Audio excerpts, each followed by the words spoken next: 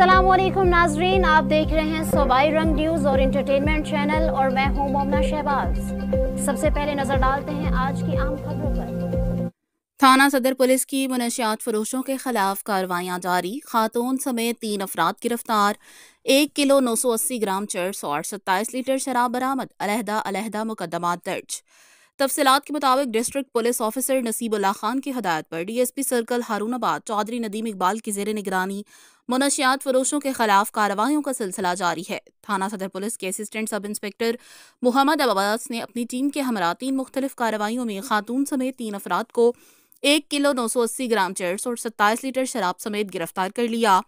नवाही गांव 86 फायवार की खातून नाजिया शबीर से 640 ग्राम चर्स, चक 71 फोरार के मोहम्मद अरशद से 1340 ग्राम चर्स, जबकि नबील टाउन के रिहायशी मोहम्मद बिलाल से 27 लीटर शराब बरामद करके 3 मुलजमान के खिलाफ अलहदा अलहदा मुकदमात का इंदराज कर लिया है।